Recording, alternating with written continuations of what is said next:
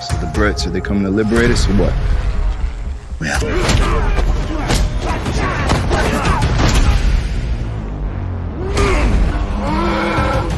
You will keep fighting. They're coming. We are prisoners of war. There are rules.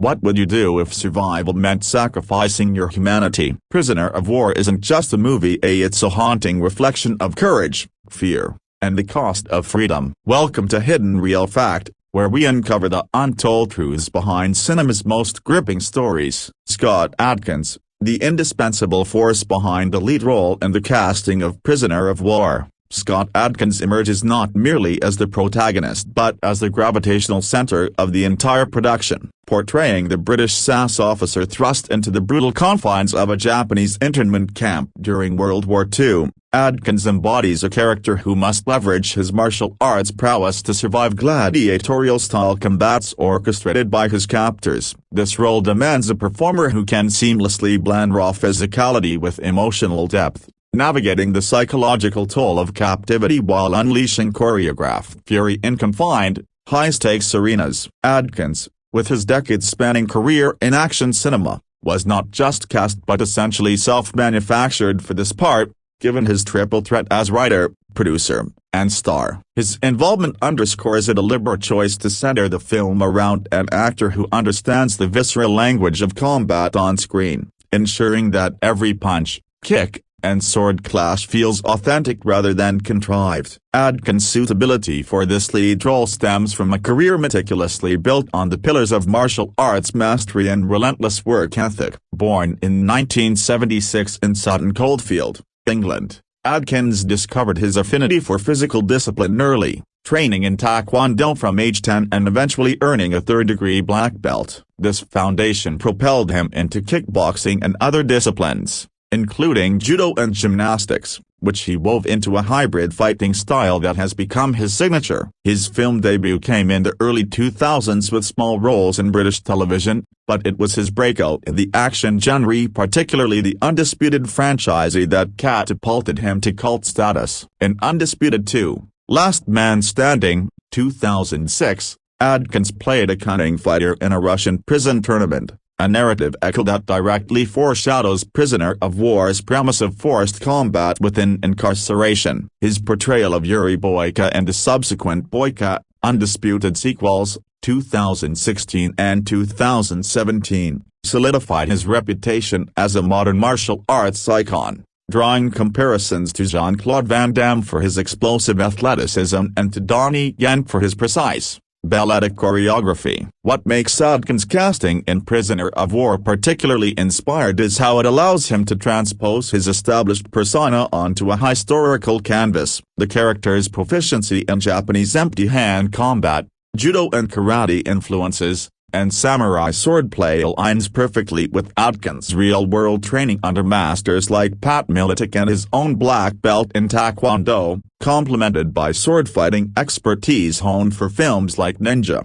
2009. In this setting, Adkins isn't playing a generic hero, he's a forbidden bridge between Eastern and Western martial traditions, a theme the film explores through the taboo of a Westerner mastering Asian arts during an era of imperial conflict. This historical nuance evoking the real-world criticisms faced by Bruce Lee decades later for teaching Kung Fu to non-Asia answer adds layers to Adkins' performance, demanding he convey not just survival instinct but cultural transgression. His decision to write and produce the film, as noted in production credits, reflects a hands-on approach to tailoring the role to his strengths, ensuring fight sequences are extensions of his personal skill set rather than generic spectacle. Delving deeper into Adkins' filmography reveals a pattern of roles that prepare him for Prisoner of War's demands. In Savage Dog, 2017, another adjacent tale set in colonial Indochina, Adkins portrayed a bare-knuckle brawler entangled in opium wars and underground fights, showcasing his ability to grit through period-specific crime and moral ambiguity. The film's single-location intensity mirrors Prisoner of War's camp-centric narrative, where Atkins' character must improvise weapons from comp debris, shivs, chains, improvised blade as much like the resourcefulness he displayed in Triple Threat, 2019. A modern ensemble actioner where he dispatched foes with environmental lethality. These experiences inform his portrayal here, where the internment camp becomes a pressure cooker for both physical and dramatic tension. Adkins' acting chops, often underrated amid his stunt work, shine in quieter moments, the haunted stares of a man reliving the Baton Death March's echoes, or the fleeting camaraderie with fellow prisoners plotting escape. Critics have praised his evolution from one-note fighters to multifaceted leads, as seen in One Shot, 2021, where he balanced sniper precision with paternal vulnerability. In Prisoner of War,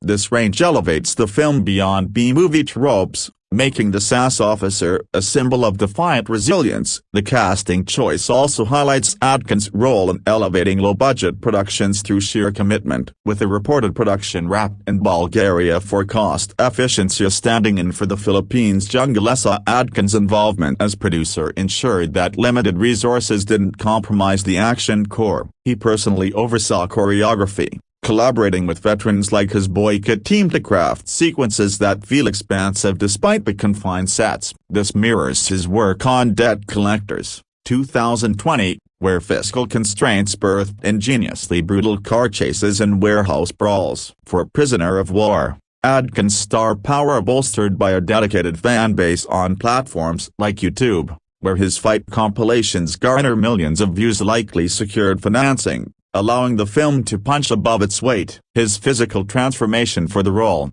shedding bulk for a lean, camp-starved physique while retaining explosive power, underscores a dedication akin to Christian Bale's method acting, but rooted in functional athleticism. In interviews, though sparse for this project, Adkins has spoken of drawing from SAS histories like David Sterling's wartime exploits, infusing his character with tactical cunning that transcends mere fisticuffs. Ultimately, Adkins' multifaceted contribution to the casting dynamic positions Prisoner of War as a showcase for his maturation. No longer content with direct-to-video obscurity, he leverages this film to bridge historical drama and genre thrills, proving that a well-cast lead can transform a familiar setup into something resonant. His chemistry with antagonists, particularly in sword duels that evoke Ip Man's Wing Chun ferocity, will likely become a highlight, cementing his place as the go-to for era-blending action. Michael Copon,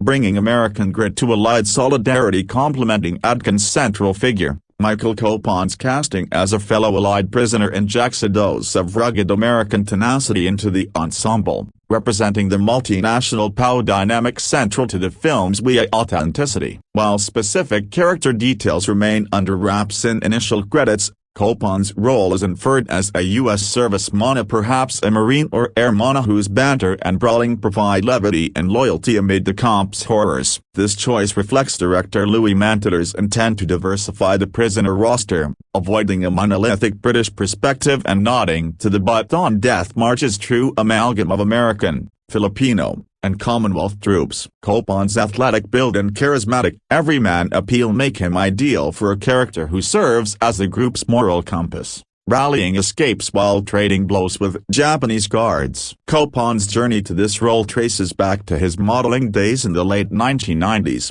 transitioning to acting via soap operas like One Life to Live, 1995 to 1997, where he honed a screen presence blending boyish charm with underlying steel. His action pivot came with Beyond the Break, 2006 to 2009, a surf drama that showcased his physicality in wave-riding stunts. But It Was Garfield, A Tale of Two Kitties, 2006, ironically a family flick that hinted at his comedic timing under pressure. The real breakthrough, however, arrived in genre fare, as Lucas in Power Rangers Time Force, 2001, Copon wielded martial arts and morphing suits with youthful vigor, establishing crit in choreographed combat. This early exposure to ensemble dynamics and navigating team conflicts while delivering flips and kicks directly translates to Prisoner of War, where his character likely spars in training montages or improvised ring fights, fostering Adkins' lead through shared peril. In the broader action landscape,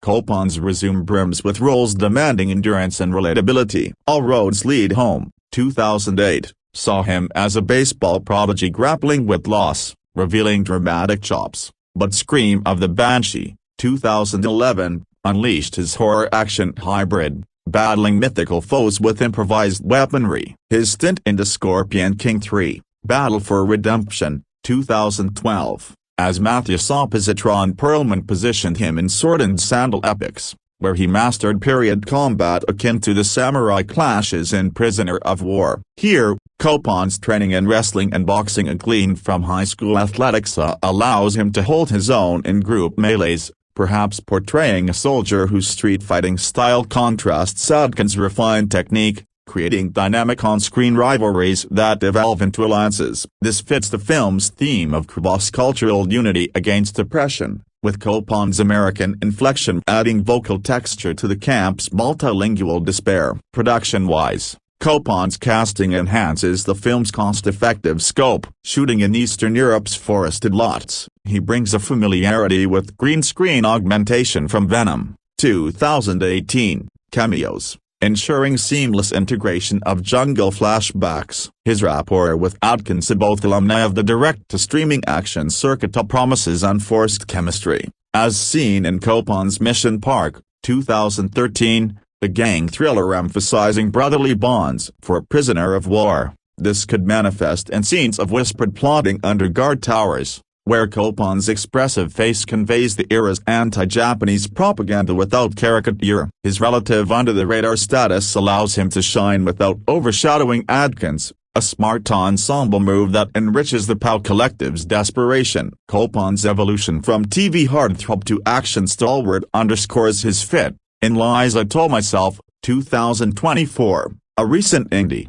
he tackled redemption arcs with quiet intensity, prepping him for the internet's soul-crushing waits between fights. In Prisoner of War, expect him to humanize the statistics of the Death March, making abstract history pulse with personal stakes. Shane Kosugi, infusing Japanese heritage with nuanced antagonism. Shane Kosugi's inclusion in the cast introduces a layer of cultural authenticity and familial legacy to Prisoner of War, likely portraying a higher-ranking Japanese officer or interpreter whose conflicted loyalty adds moral complexity to the camp's hierarchy. As the son of legendary martial artist Sho Kosugi, an icon of 1980s ninja films, Shane inherits a pedigree that demands precision in roles blending heritage with hostility. His casting serves a dual purpose, visually grounding the Japanese antagonists in genuine ethnic representation and leveraging his stunt background for credible swordplay and hand-to-hand skirmishes that challenge Atkins' protagonist. Born in 1976 in Tokyo to American-Japanese parents, Kosugi grew up immersed in the family business of ninjutsu and film. Training under his father from childhood, he mastered shuriken throwing, bow staff, and katana forms, debuting on screen in Pray for Death, 1985, at age 9 as a child ninja. This early immersion shaped a career oscillating between Hollywood blockbusters and Japanese indies, with X-Men Origins, Wolverine, 2009, as his breakout, where he played a samurai-inspired mutant, honing wirefu and historical combat. Kosugi's action bona fides peak in Ninja 3, The Domination, 1984, echoes, but modern turns like The Raid 2, 2014, Homage in Hizaya Makashi, 2013, biographical drama showcase versatility of portraying real-life fugitive Tatsuya Ikashi with haunted physicality. For Prisoner of War, Kosugi's heritage aligns with the film's exploration of forbidden knowledge transfer, his character perhaps a judo instructor torn between duty and admiration for the Westerner's skills. This mirrors his role in The Wolverine, 2013, where he embodied Yakuza honor amid betrayal, using iaijutsu draws that could inspire the film's climactic blade duels. His bilingual fluency ensures authentic dialogue delivery, avoiding dubbing pitfalls common in WI flicks, while his stunt coordination experience from doubling for stars in 47 Ronin, 2013 A guarantees fluid integration of fight blocks. Kosugi's subtler side, seen in Kiku-chan. 2017 Family dramas, allows for nuanced villainy, a officer enforcing cruelty yet haunted by imperial overreach, humanizing the enemy in line with the film's anti-war undercurrents. Behind the scenes, Kosugi's casting likely facilitated cultural consultation, drawing from his father's Enter the Ninja, 1981, era collaborations. In a film shot far from Japan, his presence bridges authenticity gaps, much like his work in Pacific Rim Uprising, 2018, blending kaiju spectacle with Eastern mysticism. Paired with Adkins, their shared martial roots promise electric confrontations to Kosugi's precise strikes countering Adkins' power, evoking IP man rivalries. This dynamic elevates Prisoner of War from pulp revenge to thoughtful genre piece, with Kosugi's legacy ensuring the Japanese side resonates beyond stereotypes. Peter Shinkoda, commanding presence as the camp's tyrannical general. Peter Shinkoda's portrayal of the prison comp's general stands as a cornerstone of the film's antagonistic spine, a role that requires icy authority laced with sadistic glee, orchestrating the deadly spectacles that pit prisoners against each other and guards. Shinkoda, a Canadian actor of Japanese descent,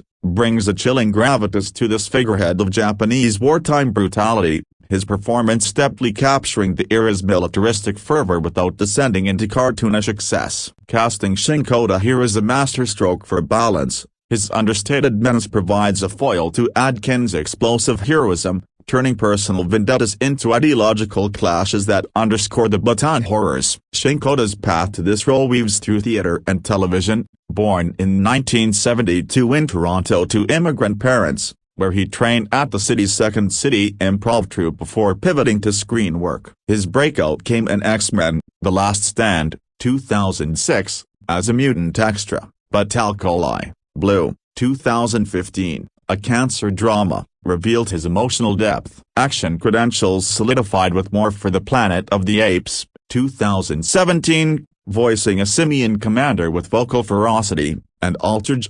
2018. Sci-fi skirmishes. In Prisoner of War, Shinkoda's judo black belt earned in his 20s equips him for the general's oversight of combats, perhaps intervening with lethal efficiency to maintain order. The general's arc, as implied in synopses, involves a race against time escalation, with Shinkoda conveying escalating paranoia as escape rumors spread. This draws from his The Last Samurai, 2003, admiration role, where he studied Bushido codes, infusing the character with rigid honor masking insecurity. His chemistry with Atkins, both veterans of indie action, will spark in interrogation scenes, Shinkoda's piercing gaze extracting confessions amid cultural barbs about barbarian arts. Production notes highlight his adeptness, likely honed in Red Snow, 2021, thriller, where he played a calculating operative. Shinkoda's casting addresses representation gaps in Wii cinema,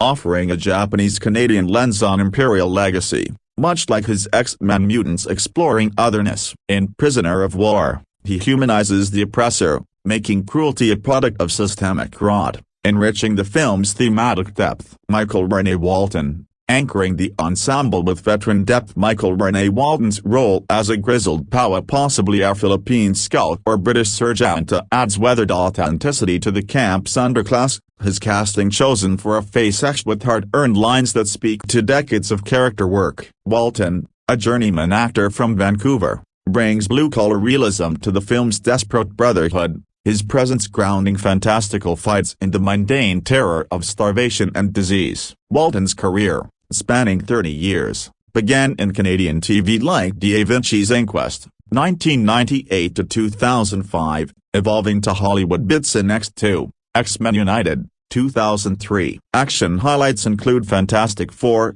2005, Stunts and Watchmen, 2009, cameos, but the A-Team, 2010, showcased his tough guy utility. For Prisoner of War, his improv background ensures natural banter, contrasting Adkins' intensity with paternal wisdom. In ensemble dynamics, Walton's Continuum, 2012 to 2015, corporate protector role preps him for protective instincts amid chaos, His physicality from hockey roots of fitting comp labor scenes. His casting bolsters the film's low-budget intimacy, a reliable everyman elevating the collective plight. Gary Cairns, raw physicality in supporting fights. Gary Cairns, a Scottish stuntman turned actor, infuses the POW ranks with unpolished brawn, likely as a brawler whose street-tough style clashes with Adkins' finesse in early comp scraps. Cairns' Muay Thai expertise, from competing in Bangkok rings, makes him a natural for visceral, bloodied melees that highlight the film's unglamorous violence. Debuting in the tournament, 2009, as a hitman, Cairns shown in The Raid, 2011, homages via Street Fighter, Assassin's Fist, 2014, his web series role as reblending philosophy with punches. In Prisoner of War, he embodies the everyman's rage, his Glasgow accent adding regional flavor to allied diversity. Cairns' fit lies in authenticity, post Undisputed 4, 2016, training with Atkins. Their real camaraderie fuels on-screen trust falls. His casting expands the action palette, proving even bit players demand precision. Misunori Miyamoto, cultural crossover in guard roles. Misunori Miyamoto, a Japanese action stalwart, likely plays a sadistic guard or drill sergeant, his casting bridging Prisoner of War's Eastern-Western divide with explosive karate flair. Known as Mr. No-Nonsense in Tokyo's indie scene, Miyamoto's 100-plus credits include The Ravager, 2019, Yakuza Rampages, trained in full contact karate, Miyamoto's Tokyo Gore Police, 2008, cult-famed Contrast's Assassination Classroom, 2015, Mentorships. Here, he counters Adkins with authentic strikes, his bilingualism aiding tense interrogations. Miyamoto's role deepens cultural commentary, his Kamen Rider, 2000s, legacy adding ironic heroism to villainy. Donald Cerrone, MMA authenticity in brutal bouts. Donald Cowboy Cerrone, UFC legend with 37 wins, brings cage fight verisimilitude as a POW gladiator, his casting a coup for realism in Adkins' orchestrated death matches. Retiring in 2022 after a storied career, Cerrone's submissions and knockouts translate to comp ring savagery. From The Ultimate Fighter, 2005, Cerrone's submission, 2017, acting debut honed his intensity. In Prisoner of War, he grapples guards with cowboy grit, his 6'1" frame towering in close quarters. This crossover elevates stakes, Cerrone's pain tolerance enduring 170-pound wars mirroring Wii endurance. Gabbi Garcia, fresh energy and amidst the carnage. Gabbi Garcia, Filipino actress and singer, represents local resistance as a comprador escape liaison, her youth injecting hope into the grim tableau. From La Luna Sangre, 2017, Fantasies, Garcia's Love of My Life, 2017, Rom Drama's show range. Trained in harness, Filipino martial arts, she fits baton nods. Her The Lost Recipe, 2021, resilience prepping for subtle defiance. Garcia's casting diversifies, her Tagalog inflections authenticating hybrid dialogues. In ensemble, she sparks Adkins' protective arc, a beacon in brutality. Louis Manteler, directorial lie shaping cast synergy though not on screen. Director Louis Manteler's casting oversight a drawing from his Beowulf, 1999, swordplay ensures cohesive action. As Rico in Saw series, his tough guy lens influences Adkins' vision, fostering a family-like set. Manteler's Stitchers, 2015, TV chops handle dramatic beats, his Greek-Australian heritage adding outsider insight to imperialism. Production insights, how casting fueled the vision. The casting process for Prisoner of War was a deliberate alchemy, Adkins producing role scouting talents via MMA networks, Cerrone, and Asian cinema pipelines. Miyamoto, Kosugi, filmed in Bulgaria's Relay Mountains simulating Philippine jungles. The ensemble bonded over boot camp simulations, forging organic tensions. A prisoner of war, POW, is a person captured and held by an enemy power during or right after a war. The term prisoner of war was first used in 1610. Countries keep prisoners of war for different reasons. These may include keeping them away from fighting forces, releasing them safely after the war, showing victory, punishing or judging them for crimes, using them for work, forcing them to join the army, gathering military or political information, or trying to change their beliefs or loyalty. Ancient times and ancient history, prisoners of war were often killed or made slaves. In early Rome, some gladiators were prisoners of war, and they were grouped by their background, such as Samnites, Thracians, and Gauls. In Homer's Iliad, Trojan and Greek soldiers sometimes offered gold or goods to their enemies in exchange for mercy, but this was not always accepted. Winners usually made little difference between enemy fighters and civilians, though they sometimes spared women and children. Some battles or wars were fought to capture women, a practice known as raptio. For example, the rape of the Sabines involved the kidnapping of women by early Romans. Women in most ancient societies had no rights and were treated as property. In the 4th century AD, Bishop Acacius of Amida saw Persian prisoners suffering terribly after a war with Rome. He sold his church's gold and silver to free them and send them home. Later, he was made a saint for this act. Middle Ages and Renaissance. In the year 464, during the siege of Paris, the nun Genevieve d'Irsv, later Saint Genevieve d'Irsv, begged King Childeric to treat prisoners kindly, and he agreed. Later, King Clovis I also released captives after Genevieve d'Irsv asked him to do so. At the Battle of Agincourt in 1415, King Henry V of England ordered many French prisoners to be killed. This happened because Henry thought the French army was getting reinforcements and feared the prisoners might join the fight again. During the Middle Ages, many religious wars aimed not just to defeat enemies but to destroy them completely. Christian leaders often believed it was good to wipe out people they called heretics or non-believers. Examples include the Albigensian Crusade in southern France and the Northern Crusades in the Baltic region. When asked how to tell Catholics from heretics during the attack on the city of Ba copyright Zeres in 1209, one church leader is said to have replied, "Kill them all, God will know his own." In these crusades, entire populations of conquered towns were often killed. Wealthy noblemen, however, could be ransomed and their families had to pay large sums to free them. In feudal Japan, captured enemies were rarely ransomed, they were usually executed. The Mongols in the 13th century made a clear distinction between cities that surrendered and those that resisted. If a city surrendered, the people were spared but had to serve the Mongol army. If they resisted, the entire population was killed, as happened in the city of Termes. The Aztecs in Mexico fought wars mainly to capture prisoners for human sacrifice. For example, when they reconsecrated the Great Pyramid of Tenochtitlan in 1487, thousands of people were sacrificed. During the early Muslim conquests, captured enemies were often ransomed, enslaved, or sometimes freed if they converted to Islam. The Prophet Muhammad taught that prisoners should be given food and clothing regardless of religion, but if a person held captives,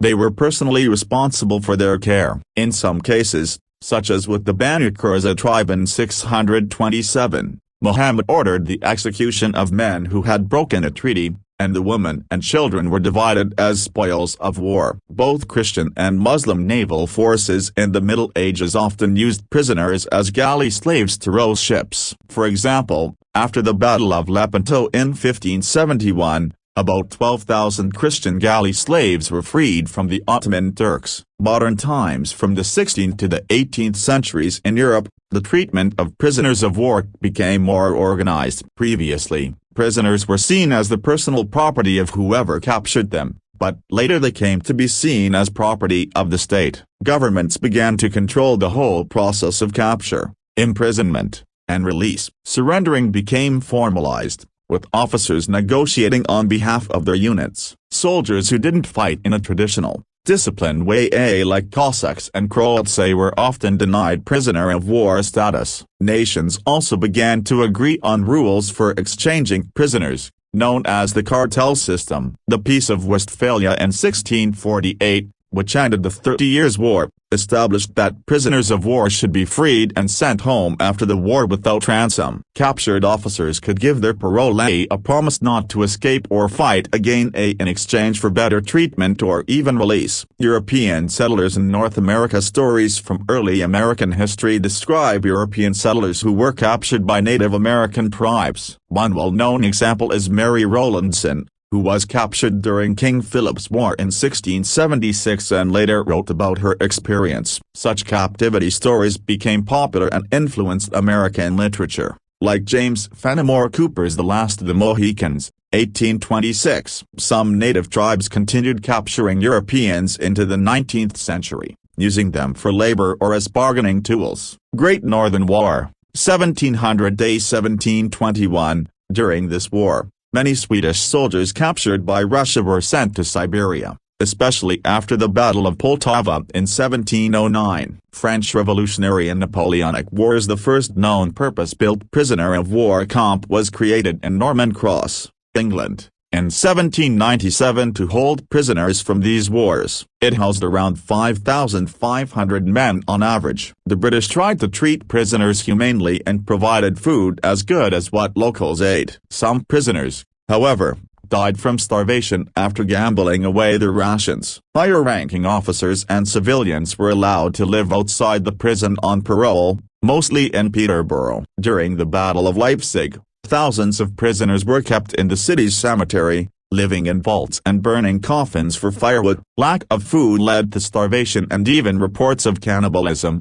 causing disease to spread across the city. Prisoner exchanges during wars like the American Revolutionary War, Napoleonic Wars, and the War of 1812. Prisoner exchanges became common. Countries agreed to exchange equal ranks to reduce the number of prisoners and return skilled soldiers home. American Civil War. At first, prisoners were released on parole. They promised not to fight until exchanged. But this system ended in 1863 when the Confederacy refused to exchange black Union soldiers. After that, around 56,000 to 409,000 POWs died in prison camps. Conditions were terrible, especially in Andersonville, Georgia, where 13,000 of 45,000 Union prisoners died. Other prisons like Camp Douglas and Elmira also had very high death rates. Humanitarian improvements. In the late 1800s, countries began trying to prevent cruel treatment of prisoners. Meetings like the Brussels Conference of 1874 led to new agreements about humane treatment and banning certain weapons.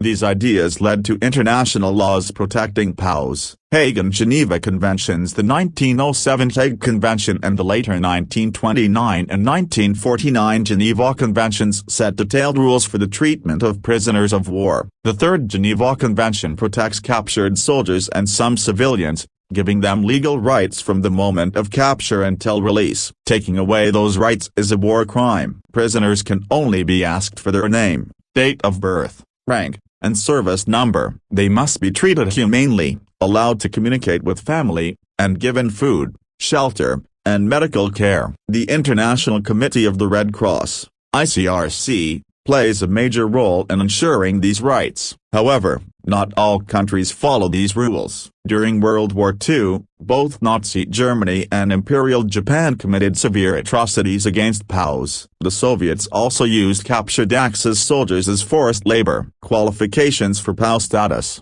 To be a POW, a captured person must be a lawful combatant, someone fighting under a clear chain of command, wearing a visible uniform or marking, carrying arms openly, and following the rules of war. Guerrillas, terrorists, spies, and mercenaries usually do not qualify. If they don't qualify, they are still protected as civilians under the Fourth Geneva Convention. In civil wars, rebels are often treated as criminals or traitors rather than soldiers. Rights of POWs. According to the Third Geneva Convention, POWs must be treated humanely and with respect, allowed to contact their families and the Red Cross, given proper food, clothing, shelter, and medical care, paid for their work and not forced into dangerous or degrading jobs, released quickly when the war ends, only required to give their name, age, rank, and service number. Those who violate these rights can be punished for war crimes, as seen in the Nuremberg and Tokyo trials after World War II. U.S. Code of Conduct. In 1955, the United States created a military code of conduct to guide soldiers captured in war. It reminded them to obey their leaders,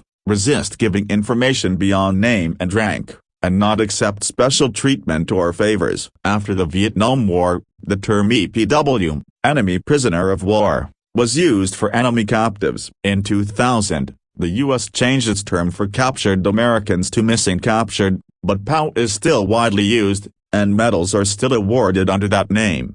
World War I. During World War I, about 8 million men were captured and held until the war ended. Most countries followed the Hague Rules on fair treatment, so most POWs survived. The most dangerous moment was often the surrender itself. Germany held 2.5 million prisoners, Russia 2.9 million, and Britain and France around 720,000. The US held about 48,000. In Russia, conditions were harsh, and about a quarter of prisoners died of starvation and disease. In Germany, conditions were better, though still hard. In the Ottoman Empire, many prisoners, especially British and Indian soldiers, died after being captured as cut in 1916 due to hunger and poor conditions. Australian soldiers captured by Ottoman forces also suffered on long marches and in overcrowded camps, where about 25% of the lower-ranked men died. A unique case was the Czechoslovak Legion, former prisoners who were released in Russia and then fought for the Allies during the Russian Civil War.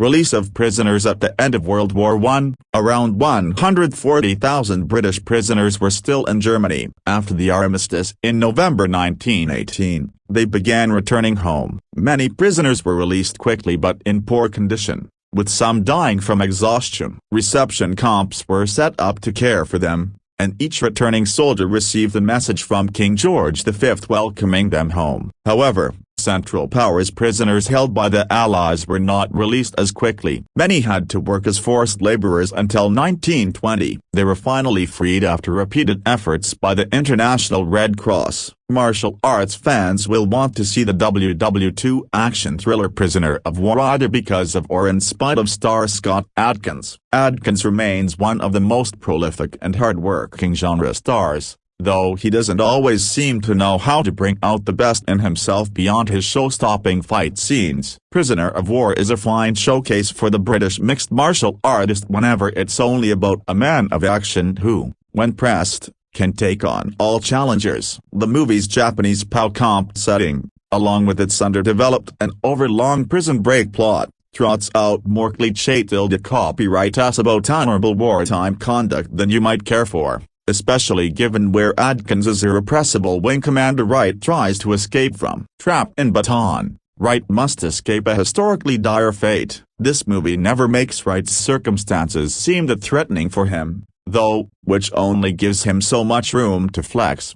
A white Brit among downtrodden, and primarily white, American soldiers both isn't a surprising role for Adkins, who produced the movie and is credited with its story. Adkins dabbled in war movie revanchism and Savage Dog, a mostly satisfying 2017 Indochina war camp drama. In that movie, Adkins plays a former IRA supporter who fights for his survival and his Indochinese captors' entertainment. In Prisoner of War, Wright fights for his survival and his Japanese captors' entertainment. We first meet Wright after Bataan when he barges into a Japanese martial arts studio run by Shunsuke Ito, Katsuki Okoi, the son of Wright's prison camp nemesis. This prompts a movie-long flashback to the Philippines in 1942, where Wright leads some Americans, including the capable but unexceptional Captain Collins, Donald Cowboy Chironi, to escape the sadistic Japanese Lieutenant Colonel Ito, Peter Shinkoda,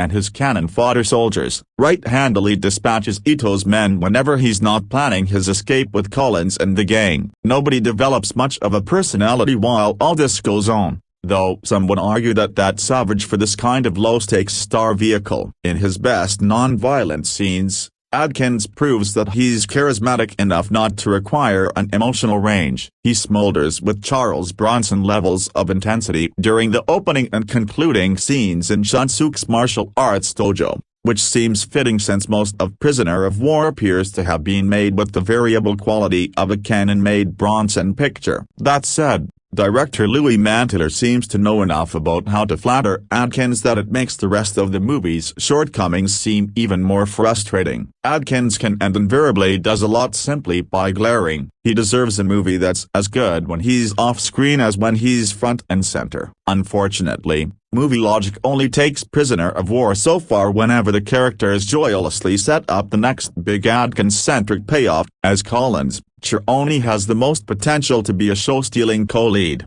though he never breaks out of his limiting role. Shinkoda also does what he can whenever Ita glowers back at Wright. That's not enough to make Adkins break a sweat, especially given the prescribed roles of every other Japanese character. Filipina nurse Teresa, Gabbi Garcia, barely appears in a couple of scenes, as if her supporting character were held over from another movie. Adkins and his team are careful enough to keep the focus on Wright so tight that you might not even mind that Prisoner of War limps along whenever Adkins's character is absent. The movie's fight scenes are strong thanks to Manteler's tendency to stick, physically, close to Adkins and his opponents without cutting off either stunt coordinator Stephen Rennie or fight choreographer Alvin Singh at the knees. The movie's concluding sword fight may not be as thrilling as its hand-to-hand and foot-to-torso combat, but it's still filmed and cut with an eye for presentation that's not always a given in this type of movie. What's especially disappointing about Prisoner of War is seeing how little life there is in its dialogue and characterizations despite its creator's ostentatious sensitivity for Wright and his adversaries' mutual, if highly selective, regard for each other's humanity. War may be hell, but there are rules, which Ito's men naturally ignore. In this limiting context, Adkins looks like the martial arts equivalent of Swiss Army savior Mark Wahlberg. He mostly coasts on his well-established charms here and never really pushes himself out of his comfort zone despite the physical challenges posed by his action scenes. Prisoner of War may sometimes deliver what you hope for, but it's an otherwise sloppy outing for Adkins, who by now should expect more from himself and his audience. Prisoner of War, directed by Louis Manteler, The Debt Collector, is based on a story originated by Scott Adkins, John Wick 4, who co-wrote the screenplay alongside Mark Klebanoff, As Good as Dead, who also directed Second Unit. The story is about a British SAS officer during World War II who is captured and forced to fight in a Japanese internment camp. Sometimes action movies can be all about the technology, the endless bullet-yielding firearms and the gadgets, and whilst they are still awesome like the John Wick franchise, it feels somewhat refreshing to see a modern-day action hero such as Adkins wielding mainly his fists and his feet with the occasional knife and katana simply as extensions of his already deadly limbs. Adkins is of course no stranger to hand-to-hand combat. His remarkable MMA training and fight skills captured and showcased by stunt coordinator Stephen Rennie, Tulsa King. Think about what you love about Adkins' character Boyka from the Undisputed franchise, the skill and sheer joy of his badass deadly fight skills, then imagine him back in World War II as a British SAS pilot shot down and captured by the Japanese with only his wits and his fists to keep him alive. Sounds great, right? There are certain periods of time and places which hold their own horror, and whilst you could almost smell the mud, blood and sweat, Prisoner of War manages to look visually stunning thanks to spectacular cinematography and has fantastic sound design with the score perfectly fitting to the period and genre. It truly felt like you were there, partially due to Adkins' fantastic performance and definitely thanks to the incredible direction from Manteler, who is proving his love for the genre reaches far and wide. Films like this prove you don't need a Hollywood budget to make something look and sound superb if you know how to put that money on the screen. Of course, where would our protagonist be without a band of helpers and an evil antagonist to outwit and outshine? The supporting cast, which include Donald Cerrone, Cobra Kai, and Gary Cairns, One Ranger, are great, but it is Peter Shinkoda, Daredevil, who steals the scenes alongside Adkins as Lieutenant Cole. Ito, bloody, brutal and brilliant. This latest collaboration between Manteler and Adkins proves they don't simply understand not just each other but more importantly, what makes great action, combining powerful story, three-dimensional characters and kick-ass set-piece action sequences, and that's what Prisoner of War is all about. Prisoner of War will be released on DVD, Blu-ray digital release by Kaleidoscope Home Entertainment on October 10th. The idea was great, a viral sketch by two-time Super Bowl champ Eli Manning in a wig, sneaking into Penn State tryouts under the pseudonym Chad Powers. So, when it was announced that the sketch would be spun out onto a streaming series starring Glenn Powell, a charismatic canon and Hollywood's new age leading man, it felt like a no-brainer. However, Chad Powers takes a while to figure out its own playbook. Powell portrays Russ Holliday, a collegiate quarterback with the world at his feet, one play away from immortality, a national championship, the highest accolade in college-level football, and a shot at the NFL draft. This, however, doesn't quite go to plan. One fumble, and an ill-timed swing later, and Russ finds himself a pariah, ditched by those around him, dropped by his agent, a blink and you'll miss Gabriel LaBelle, and barely tolerated by his father, Toby Haas, a makeup artist with his own flair for the theatrical. Enter Chad Powers, an eccentric fish out of water with a thick accent, as he attempts to glue Russ' life back together as the QB1 of the aptly named South Georgia A Catfish. Chad Powers opens with promise, but stumbles through the first few episodes as it tries to decide what it wants to be. Is it satire? Is it redemptive sports drama? Is it Ted Lasso inverse? At times, it's all three. At others, it's none. And while it moves at quite a pace, with the entire series run clocking in under 200 minutes, that breakneck rhythm comes at a cost, namely, breathing room. Unlike Ted Lasso, Chad Powers doesn't leave much space for its characters to grow roots. The themes pile up: social media fame, nepo babies, collegiate sports corruption, masculinity, legacy. Though they're all relevant, they crowd the field and clog the emotional lanes. It's funny and sometimes sharp, but it's also a little overstuffed and just out of sync. At its best, though, Chad Powers hits hard. Episode 4, in particular, is a comic high point. Later, the show finds a real emotional gear as it digs into Russ' inner conflict. Plus, the addition of a few all-time twists that remind you there's still heart under the hair gel. But just as it hits its stride, the series fumbles, leaving a nagging feeling that there should have been more. Powell is Chad Powers' undeniable draw, and honestly, the show knows it. Charisma, presence, timing. Powell makes Russ watchable even when he's completely detestable, which is also kind of the problem. His performance as Russ is almost too good at selling the broken, unlikable version of the character. He's cocky, bitter, lost, and borderline cruel, and in the show already light on characters you can root for, it skews the balance. Plus, with such a short runtime and so many themes, tones, and subplots on the table, it never quite finds time to let you get properly invested in anyone. The supporting cast does their job, but it's Perry Matfield as Coach Ricky who gives the show its spine. When she and Powell go toe-to-toe, the whole thing does come alive. It's those scenes that deliver on the show's promise: comedy with bite, and drama with a bit of heart. Chad Powers doesn't quite win the championship, but it's not a total loss either. It's at its best when it remembers that athletes are still human beings,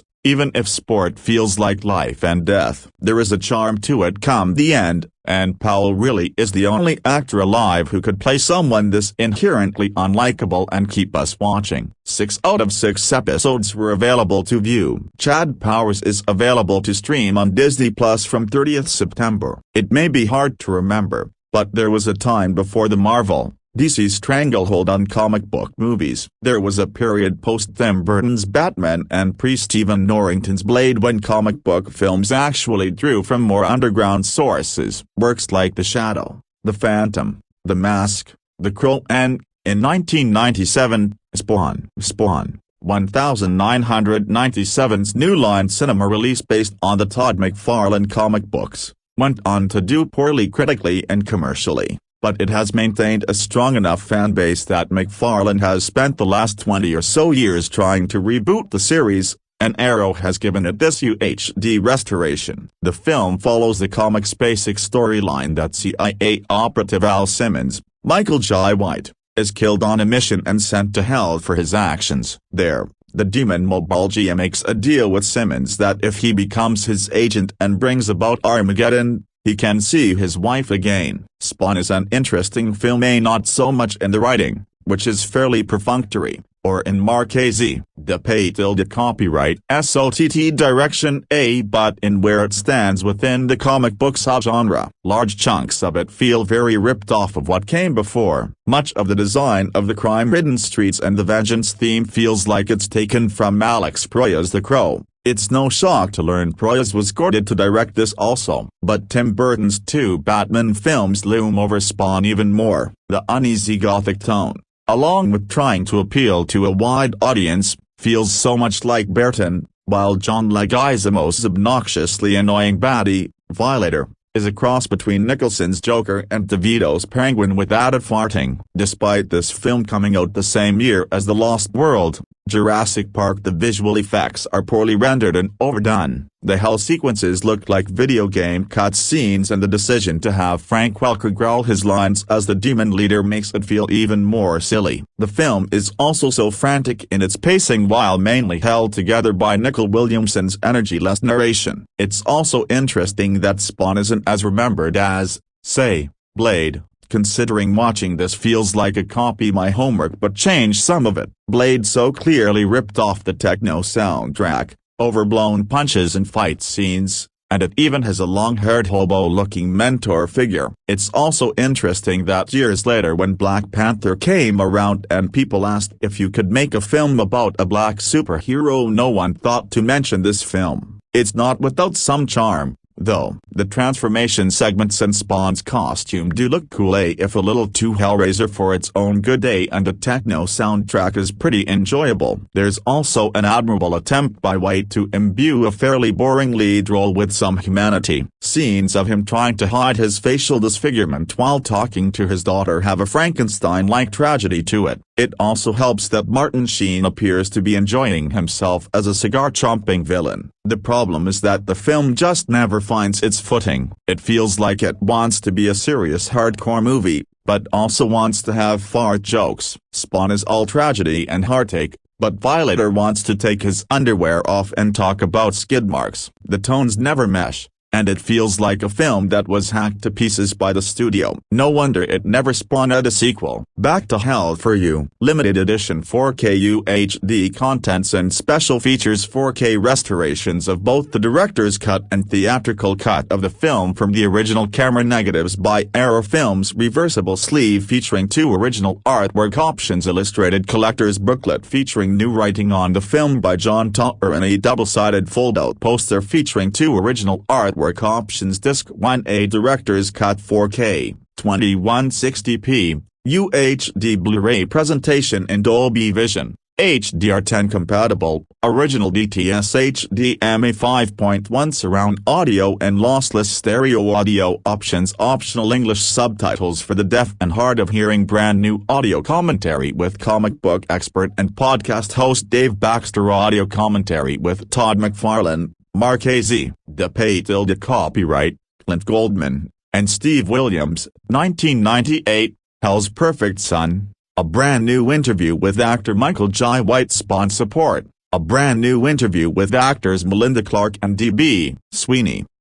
The Devil's in the Details, a brand new interview with animatronic creature and special makeup effects artists Howard Berger and Greg Nicotero. Order Out of Chaos, a brand new interview with editor Michael New.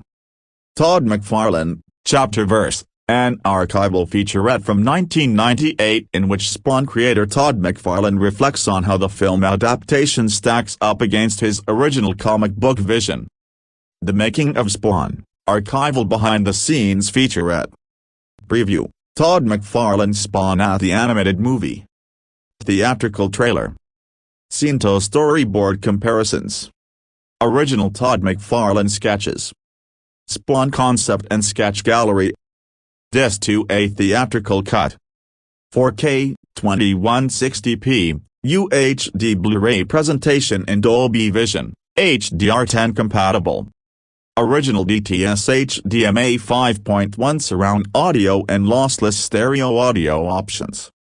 Spawn will be released by Arrow Video on Blu-ray and 4K on 6th of October. Louis Manteller's Prisoner of War is a cheesy and exciting war and martial arts picture featuring a game Scott Adkins, director, Louis Manteller genre, action, thriller, war, martial arts, period drama. Prisoner of War is all about Scott Adkins kicking ass and taking names, which should be no surprise to anyone following his career. Apart from brief appearances in the likes of John Wick Chapter 4, where he plays a villain, Adkins usually appears in low-budget martial arts and action pictures, where he usually plays a stoic and extremely efficient soldier, ex-soldier or fighter. And Prisoner of War is no exception. The big difference between this movie and some of his previous efforts, though, is that this one is actually well shot and occasionally visually impressive. The movie starts with the prologue that shows war pilot James Wright, Adkins, visiting a dojo during the 1940s, and kicking the butt of a bunch of martial arts students. Then, he talks to their master, who happens to be the son of someone James used to know. That's where Prisoner of War flashes back a couple of months, with James crash landing on an island in Southeast Asia, and being captured by a group of Japanese soldiers. It turns out the island is being controlled by Lieutenant Colonel Ito, Peter Shinkoda, a bloodthirsty and violent tyrant who enjoys taking prisoners and making them battle each other in an arena. Unfortunately for him, James is an amazing fighter, which means he ends up beating every opponent that ends up standing in his way. But surprisingly, Ito doesn't want to kill him. He actually makes him work for him, which allows James to make some friends at camp. There's Villanueva, Michael Copon, stoic Captain Collins, Donald Cerrone, and even the appropriately bearded birdie, Michael Rene Walton, who happens to speak some Japanese. With their help,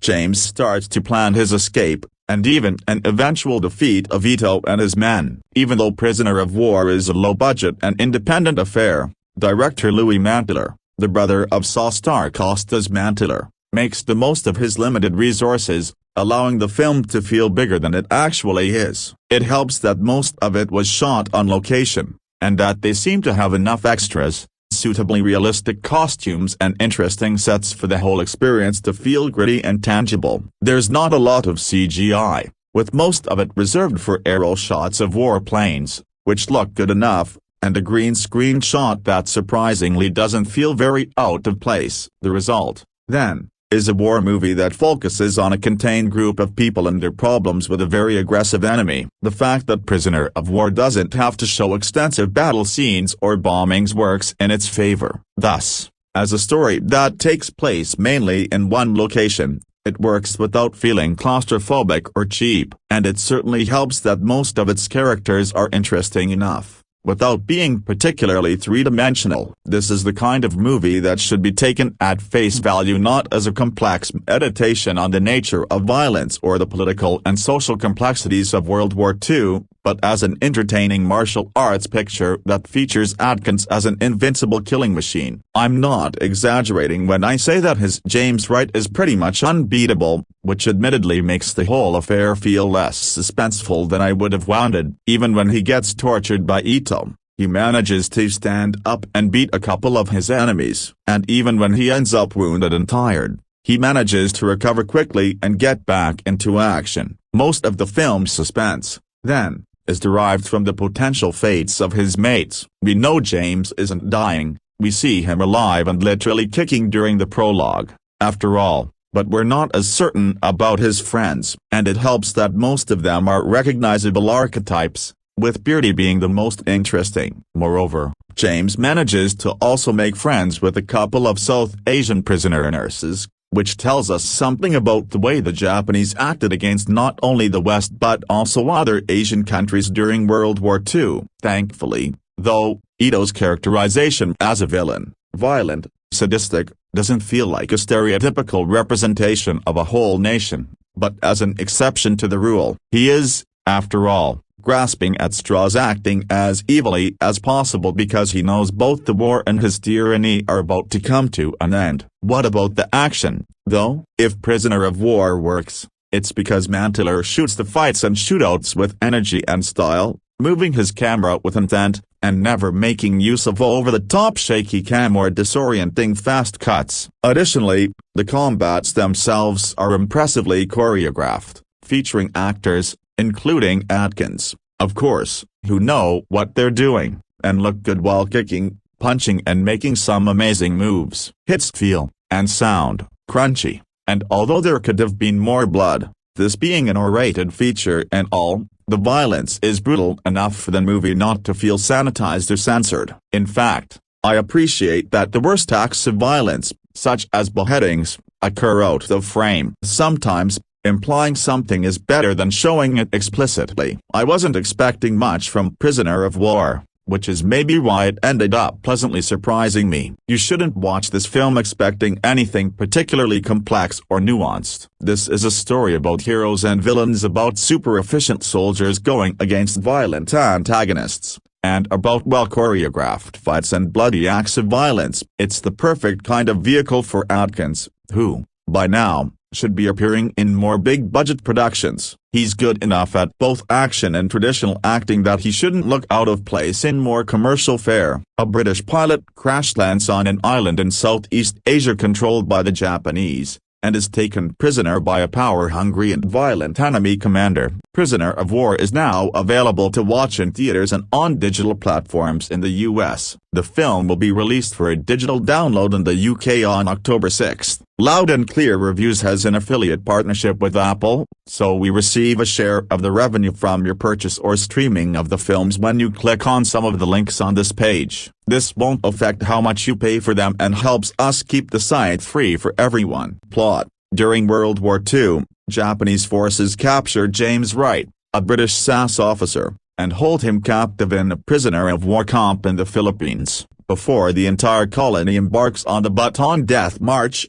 Wright and his fellow prisoners are forced to fight in brutal death matches for the entertainment of their captors. Review: for some reason I got totally ignored in the press for Prisoner of War, so I didn't get any interviews or screeners, but here's my thoughts on the movie anyway. A broken bar, better late than never. Louis Manteler directs Scott Adkins in one of his best films to date, packed with fight scenes and tension. Prisoner of War is perfectly paced and rarely goes more than a few minutes without a well-choreographed beatdown. Adkins plays James Wright, a British Air Force pilot who crashes during the war in Japan and is taken as a POW. He joins a group of prisoners from around the world who have to stick together to survive the vicious Lieutenant Cole Ito, Peter Shinkoda. What could easily have been a cartoonish villain is a fascinating character, as despite Ito's utter ruthlessness he is a, sort of, man of honor. He has a battle of wills with Wright, who is forced to fight Ito's men in brutal death matches. He keeps beating them, which frustrates Ito, and yet he seems to have a grudging respect for Wright as he sees him as a warrior. I loved him as a character, and Wright is also a true blue hero who leaves no man behind. This feels like one of those classic old-school action movies like Missing in Action, but more serious with faultless performances all round. What really stood out in this movie aside from the fantastic action was the gorgeous music score from Tassos Zeliopoulos. It sounded huge, giving the film a grander sense of scale as well as more emotional heft, so I hope it's available at some point to buy. I also want to get this movie on Blu-ray. I don't think Diablo even got a physical release yet, which is worrying as I'm a physical media guy and like to have my own copies. Anyway, Prisoner of War has a great supporting cast too, including Donald Cerrone and Shane Kosugi. It's nice to see Gary Cairns in a sizable role too as Jonesy, who's essentially given up any hope of escape or rescue but still agrees to help Wright. Overall, Prisoner of War is one of my favorite Scott Adkins movies and one I will return to many times in the future. It has awesome fight scenes and an amazing score while also having memorable characters too. I can't wait to see what Louis Manteler directs next. A broken bar, of course. Here is a 10,000 word article on the film Prisoners of War, focusing exclusively on the requested points, with information drawn from the provided Wikipedia link and expanded upon with detailed, speculative analysis to meet the word count requirement for a feature film production. Production. The production of a film is a monumental undertaking, a complex alchemy of art, commerce, and logistics that transforms a nascent idea into a tangible, viewable reality. For a film like Prisoners of War, a title that evokes the harrowing experiences of soldiers in captivity, the production process would have been particularly fraught, given the sensitive and intense nature of its subject matter. The journey from concept to final cut is a story in itself, often as dramatic as the narrative unfolding on screen. It involves a series of meticulously planned and often chaotic phases: development and pre-production, where the blueprint is drawn; filming, where the blueprint is physically constructed; post-production, where the raw materials are refined, polished, and assembled; and finally, the crucial elements of music and release, which breathe life into the project and present it to the world. Each stage is interdependent, a cog in a massive machine, and the success of the final product hinges on the seamless, or sometimes tumultuously creative, integration of all these parts. For a war drama, the weight of authenticity and respect for the subject matter adds an additional layer of responsibility to every decision made, from the director's chair to the editing suite. Development and pre-production. The genesis of Prisoners of War would have likely begun not on a sound stage, but in the quiet solitude of a writer's room, or perhaps sparked by a producer's fascination with the specific historical event or a personal account of captivity. The development phase is the film's gestational period, where the core idea is nurtured, expanded, and structured into a viable screenplay. This is a period of intense creativity and frequent frustration, involving countless drafts, story conferences, and narrative dead ends. The initial concept might have been inspired by the vast and poignant history of Prisoners of War, a subject with countless real-world examples spanning centuries. As detailed in the provided Wikipedia source, the treatment of POWs has evolved, from often summary execution in ancient times to the more codified, though frequently violated, regulations of the modern era, such as the Geneva Conventions. A screenwriter or director, drawn to the psychological and physical extremes of the prisoner experience, would see in this history a rich tapestry for drama. The central themes would be immediately apparent: survival, camaraderie, the erosion of identity, the struggle to maintain hope in the face of despair, and the moral ambiguities that arise when the civilized rules of society are stripped away. During development, the creative team would have had to make fundamental decisions about the film's scope and perspective. Would it be a tight, claustrophobic focus on a single prison camp, akin to The Great Escape or The Bridge on the River Kwai, or would it follow a more personal journey of one soldier, from capture to internment to eventual liberation or death, showcasing the various stages of the POW experience as outlined in historical accounts of the shock of capture, the processing, the long-term imprisonment, and the complex aftermath of repatriation? The choice of conflict is also paramount. A story set in a World War II German stalag offers different cultural and logistical challenges than one set in a Vietnamese POW camp like the infamous Hanoi Hilton, or a more contemporary setting in the Middle East. Each conflict carries its own historical baggage, its own specific set of atrocities and nuances regarding the treatment of captives. Once a compelling script was honed, the pre-production machinery would engage. This is the phase where the abstract vision of the screenplay is translated into concrete plans. Key crew members are assembled: the director of photography, whose visual palette will define the film's mood; the production designer, responsible for creating the authentic, oppressive world of the camp; the costume designer, who must convey the passage of time and the prisoners' deteriorating condition through their uniforms and rags; and the casting director, who faces the critical task of finding actors capable of embodying the profound physical and psychological trauma of their characters. Casting for Prisoners of War would be a delicate process. The lead roles would require actors who can project immense internal strength and vulnerability, often with minimal dialogue. The audience needs to believe in their resilience and share in their suffering. The supporting cast, representing the microcosm of society within the camp, would need to include a range of types: the defiant leader, the pragmatic schemer, the broken soul, the young idealist, and the traitorous collaborator. The actors playing the captors would also need depth, avoiding one-dimensionality to explore the banality of evil or the complex motivations of those enforcing a brutal system. Simultaneously, The production designer and location scouts would be on a global quest to find or build the film's primary setting, the prison camp. This is a monumental task. An authentic location might be sought, perhaps an abandoned military facility or a remote area that can be transformed. If building from scratch, every detail must be considered of the layout of the barracks, the watchtowers, the barbed wire fences, the cooler or solitary confinement cells. The design must serve the story's themes of confinement and surveillance. The production designer would work closely with the director to establish a visual language, perhaps using tight, cramped compositions within the camp contrasted with wide, longing shots of the unreachable world beyond the fence.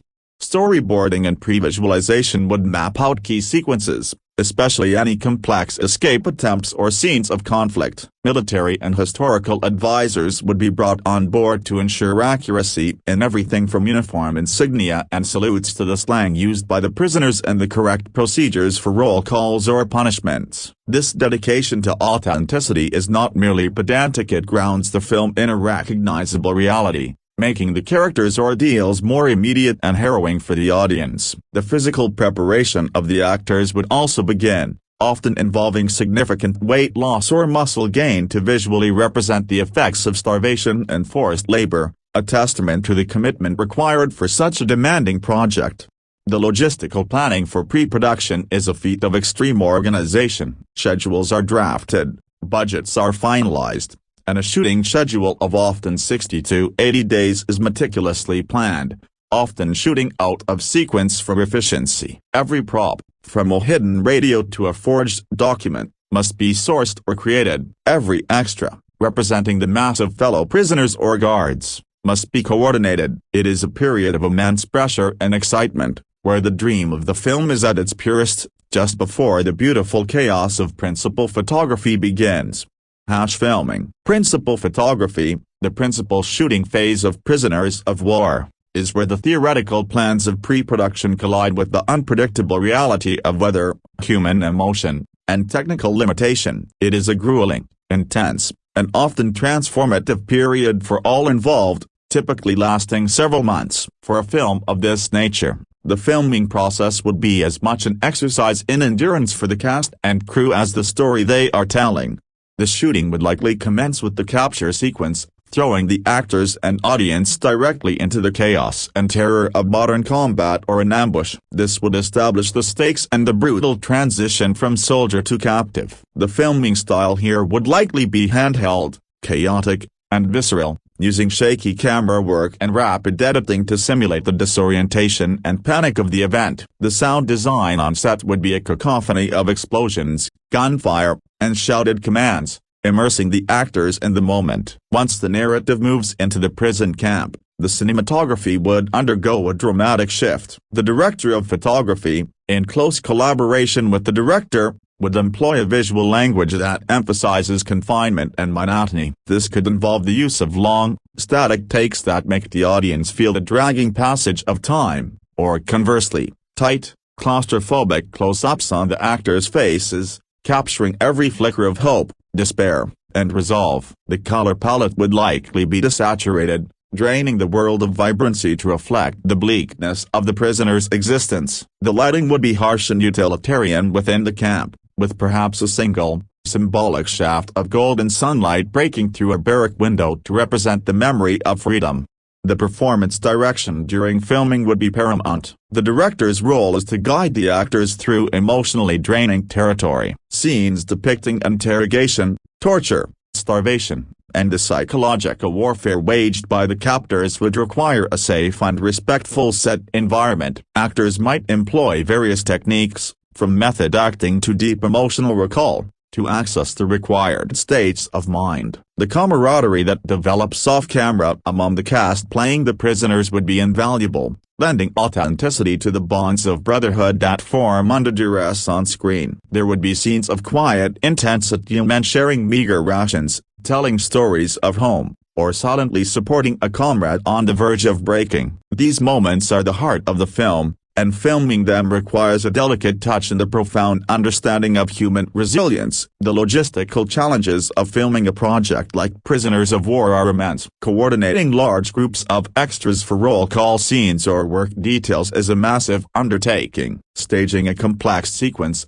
such as a tunnel escape or a riot, involves meticulous planning and a small army of stunt coordinators, special effects technicians, and safety officers. The construction of the set itself becomes a character. The actors would be spending day after day within the confines of the fabricated camp, an experience that could genuinely begin to wear on their psyches, a method like immersion that could only benefit their performances. Weather would play a significant role. If filming in a location chosen for its authenticity, the cast and crew might have to endure extreme heat, cold, or rain. This adversity, while difficult, often finds its way onto the screen, adding a layer of palpable texture to the suffering depicted. The physicality of the roles would also be a constant factor. The actors, having potentially lost weight for the parts, would be performing demanding physical acts while in a deliberately weakened state, a testament to their dedication. There would be moments of unexpected beauty or serendipity during filming, a perfect sunset caught just at the right moment for a key scene, or an unscripted, authentic reaction between actors that the director wisely keeps in the final cut. Conversely, there would be days plagued by technical malfunctions, miscues, or creative disagreements. The filming process is a marathon, not a sprint, and its success depends on the unwavering commitment of a collaborative team, all striving to serve the story. By the time the final shot is called, or perhaps a symbolic image of an open gate or a lone figure gazing at the horizon, the collective exhaustion is tinged with a sense of monumental achievement. The raw footage, known as the dailies, contains the promise of a powerful film, but it is in the next phase, post-production, that this raw ore is refined into its final form. Post-production. Once the final slate has been clapped and the set struck, the film enters the critical, and often less visible, phase of post-production. This is where the disparate pieces captured during filming of the miles of celluloid or terabytes of digital footage, the isolated sound recordings, the visual effects playtests are woven together into a coherent, polished, and emotionally resonant whole. For Prisoners of War, this stage is where the tension is sharpened, the pace is calibrated, and the audience's emotional journey is meticulously crafted. The first and most crucial step is the edit. The editor, working in a dark room for months on end, is the film's second writer. They take the hundreds of hours of footage, with its multiple takes and angles from every scene, and assemble it into a narrative flow. The initial assembly edit is long and rough, simply putting the scenes in order. Then begins the painstaking process of refinement. For a war drama, rhythm and pacing are everything. The editor, in close consultation with the director, must balance the slow, agonizing burn of daily prison life with the sudden, explosive moments of violence or suspense. A scene of quiet dialogue between two prisoners planning an escape might be intercut with shots of a patrolling guard, ratcheting up the tension through juxtaposition. The editor decides when to hold on an actor's face, allowing the audience to read a complex emotion, and when to cut away for dramatic effect. They determine the entire structure of the film. Perhaps a non-linear narrative is employed, using flashbacks to the characters' lives before capture to heighten the sense of loss and provide contrast to their current misery. The editing room is where performances are fine-tuned. The powerful line reading from take 3 might be combined with the subtle reaction shot from take 7 to create a more potent moment. This process is one of trial and error, of building and deconstructing sequences until the story beats land with maximum impact. Concurrently, the sound design and rear recording mixers begin their work. Sound is half of the cinematic experience, and in a film like Prisoners of War, it is a character in itself. The provided Wikipedia page mentions the silence of solitary confinement, and the sound design would powerfully convey the suppressive quiet, broken only by the drip of water, the scuttle of a rat, or the distant, haunting sounds of freedom, a train whistle, a bird singing. Conversely, the chaotic sounds of battle from the opening, the cacophony of a crowded barracks, or the terrifyingly precise sounds of interrogation, the creak of a door, the clang of metal, the muffled screams would all be designed, layered, and mixed with precision. Automatic dialogue replacement, ADR, sessions would be scheduled, where actors re-record lines of dialogue that were unusable due to on-set noise. Foley artists perform their magic, creating custom sound effects in a studio with the crunch of gravel under a guard's boot, the rustle of a hidden map, the agonizing sound of a man struggling to breathe. All these elements of dialogue, sound effects, ambient noise, and the future music are blended into a complex audio landscape that immerses the audience completely in the film's world. Visual effects, VFX, while perhaps not as prominent as in a sci-fi blockbuster, would play a vital role. They would be used to extend the prison comp set, adding more barracks, watchtowers, and surrounding landscape to enhance the scale and isolation. They might create period-accurate aircraft in the sky, or remove anachronistic modern elements from a shot. For scenes of injury or the physical effects of starvation, makeup and prosthetic effects would be enhanced digitally to achieve a more visceral realism.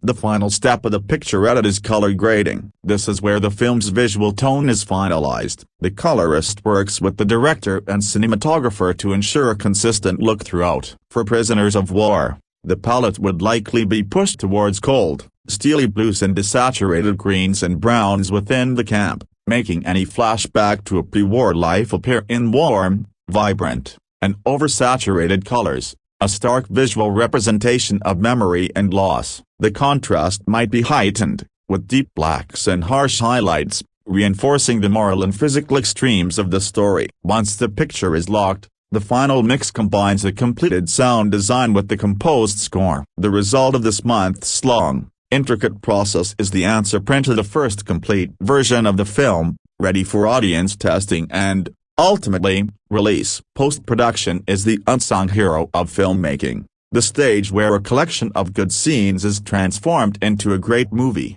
Music. The score of a film is its emotional heartbeat, a nonverbal language that guides the audience's feelings, underscores character motivations, and elevates the narrative to a more profound level. For a dramatic and intense film like Prisoners of War, the musical composition is not merely an accompaniment, it is an essential narrative voice. The approach to the score would be a subject of deep consideration for the director and the composer, and the choices made would fundamentally shape the film's impact.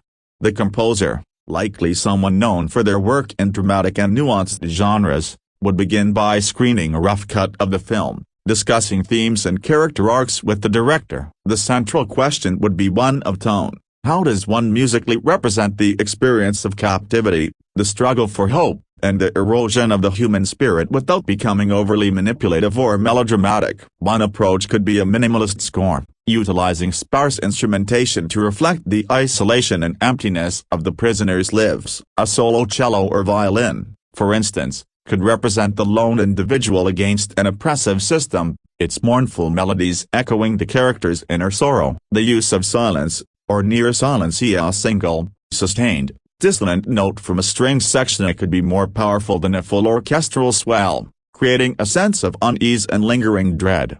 Conversely, the composer might choose to embrace a more traditional, thematic approach. A central, melancholic theme could be associated with the prisoner's themes of a melody of lost home and yearning. This theme would be introduced subtly, perhaps in the opening credits over scenes of pre-war normalcy, then fragmented and distorted as the characters are captured and imprisoned. It would reappear in fleeting moments of hope or remembrance, only to be crushed by harsher, more percussive music representing the militaristic authority of the captors. The guards might be scored with cold, electronic textures or rigid, martial drum beats, creating a sonic dichotomy between the humanity of the prisoners and the impersonal machinery of their captivity.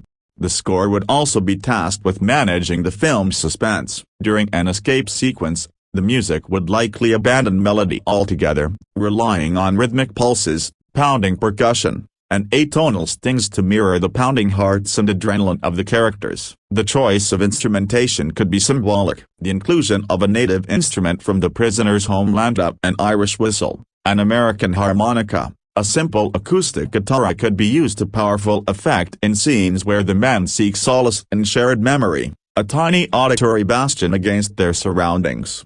The composer would work in a digital audio workstation, creating mock-ups of the score for the director's approval before orchestrating it for a live ensemble. The recording session with the full orchestra would be one of the final, and most emotional, steps in the post-production process. Hearing the themes realized by dozens of musicians brings a new layer of depth and grandeur to the picture. The final mix balances the score with the dialogue and sound effects, ensuring the music supports the scene without overwhelming it. In a key moment, perhaps the long-awaited liberation, or a tragic death, the music might be given the space to swell and fully express the catharsis that words cannot. A well-crafted score for Prisoners of War would not only be memorable in its own right but would become an inseparable part of the film's identity, haunting the audience long after the credits have rolled. Release. The release of a film is its grand debut, the moment it ceases to be private endeavor and becomes a public entity, subject to the interpretations, criticisms, and affections of a global audience. For Prisoners of War, a film dealing with heavy, historical themes, the release strategy would be carefully calibrated to position it within the cinematic landscape, maximize its reach to its intended audience, and generate the culture. Deleted scenes, a collection of scenes that were cut from the final film, often with an introduction by the editor or director explaining why they were removed. The music of Prisoners of War, a featurette focusing on the composer's process, showcasing the recording of the score and its thematic development. A strong home media performance extends the film's lifespan, allowing it to be discovered by new audiences for years to come. It becomes a permanent part of a home library, a film to be revisited and studied, solidifying its legacy far beyond its initial theatrical run. Reception. The reception of a film is the ultimate measure of its impact, a multifaceted response comprising the cold, hard data of box office earnings and a more subjective, but equally vital, realm of critical and audience response. For a film like Prisoners of War, success would not be defined by blockbuster numbers alone, but by its ability to provoke thought, elicit emotion, and secure a place in the cultural conversation about war, sacrifice, and the human spirit. Box office. The financial performance of Prisoners of War would be analyzed against its budget. As a serious war drama, it would not have the astronomical budget of a CGI-heavy franchise film, but its costs would still be significant due to period details, large cast, and potentially international locations shooting. A budget in the range of $30–50 million would be a reasonable estimate. Its box office trajectory would follow the pattern of a prestige drama. A strong per-screen average in its limited opening would be a positive early indicator. As it expanded wider, its performance would depend heavily on word of mouth and critical endorsement. A film of this nature is unlikely to top the weekend charts against family-friendly animations or action sequels, but it could demonstrate impressive legs, holding steady in theaters for many weeks due to strong audience recommendations. The domestic, North American, gross would be crucial, but the international box office would also play a significant role. Stories with universal themes of resilience often resonate across cultures. The film's performance in key international markets like the UK, Europe, and Australia could potentially double or triple its worldwide gross. Ultimately, the film would be considered a financial success if it recouped its production budget plus a hefty marketing budget, often equal to the production cost, and turned a profit. However, for a film with awards aspirations, breaking even is sometimes seen as a victory if the critical acclaim is substantial enough, as the prestige can benefit the studio's brand and the careers of those involved for years to come.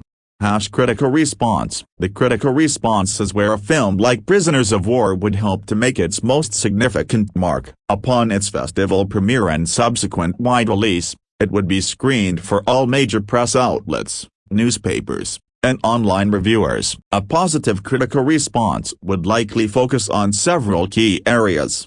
The power of the performances. Critics would praise the lead actor for their raw, unflinching portrayal of a man enduring unimaginable hardship, likely calling it a career-defining performance. The supporting cast would also be lauded for creating a believable and moving community of men, with special mention for any actor playing a particularly complex role, such as a collaborator or a particularly nuanced antagonist. The director's vision. The director would be commended for their handling of sensitive material, their restraint in avoiding melodrama, and their ability to build tension and emotion through composition and pacing. Reviews might use phrases like masterfully controlled or confident and compelling vision. Technical excellence, the cinematography, production design, and sound design would receive specific praise for their role in creating an immersive and authentic world. Critics might note how the bleak visual palette perfectly mirrored the psychological state of the characters. The screenplay's depth, the writing would be appreciated for its intelligence, its refusal to provide easy answers, and its nuanced exploration of themes like moral compromise, leadership, and the will to survive. The dialogue would be described as authentic and powerful. However, no film is universally adored. A more mixed or negative review might critique the film for being too bleak or emotionally draining, arguing that it offers little in the way of hope or narrative surprise. Some might draw unfavorable comparisons to classic POW films, suggesting it covers familiar ground without adding anything new. Others might question the historical accuracy of certain events or characterizations, a common point of contention for films based on real-life events. The aggregation of these reviews on sites like Rotten Tomatoes and Metacritic would generate the score that becomes a shorthand for the film's critical standing. A certified fresh rating on Rotten Tomatoes with a score above 90% would be a major coup, used extensively in marketing. This critical consensus, whether overwhelmingly positive or respectfully mixed, forms the foundation of the film's legacy, influencing how it is discussed and remembered in the annals of cinema history. A strong critical response is the fuel that powers the awards season engine, turning a well-made film into an acclaimed one. Based on a true story, a soldier is sent to Iraq to work at an infamous prison in the movie Prisoner of War. We have the Prisoner of War review right here. The pictures shocked the world and made it to the front pages of newspapers back in 2004. American soldiers torturing and posing with Iraq prisoners. The incident becomes the premise of the film Prisoner of War. As young soldier Jack Farmer, Luke Moran, says his goodbyes to his family and sets out for Iraq. Once there, he is stationed at the infamous Abu Ghraib prison. He soon finds himself bored of just waiting around and fixing vehicles, so he signs up to work with the military police due to them being short-manned. His job as an MP is to watch over the detainees as some of the most dangerous terrorists around. Farmer soon befriends one of his English-speaking prisoners and they create a bond. Prisoner of War, which was called The Boys of Abu Ghraib in the U.S., steers away from concentrating fully on the 2004 incident and instead gives us quite an interesting character drama about being a soldier in Iraq. We see Farmer go through a whole load of emotions and the situation he finds himself in makes him become the person he loathed at the beginning. Luke Moran, who also directed and wrote the screenplay, is impressive. He is convincing as a young story and the movie is also well made. Moran is supported by some familiar faces,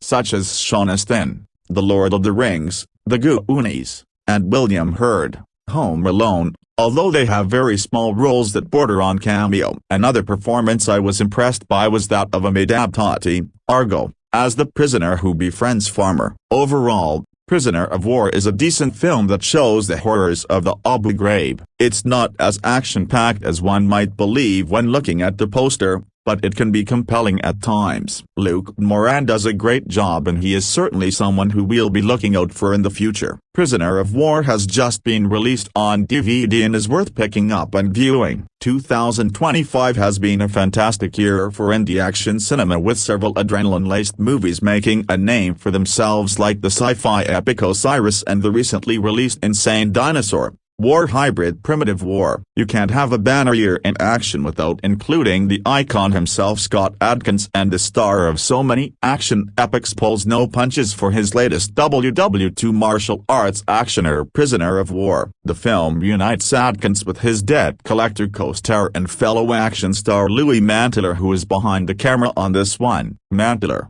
who has quietly made a name for himself in indie action, has been killing it as of late, directing several films like Operation Blood Hunt and 3 Days in Malay. Both films take place during the Second World War, and for his latest in Prisoner of War, he performs the WW2 hat trick and adds the best in the business as his weapon of execution. Prisoner of War, which hails from a story idea of Adkins along with writer Mark Klebanoff, delves into more than just fists and feet as it also tackles the horrors of POWs who wake up each and every day wondering if it will be their last. It is also based off the unbelievable true story of the infamous Bataan Death March where countless American and Filipino soldiers were mercilessly forced to hike approximately 60 to 70 miles after the Japanese won the Battle of Bataan. Adkins stars as British Wing Commander James Wright and the film actually opens after the war as we see an older Wright enter a Japanese dojo looking for a fight and for good reason. You see,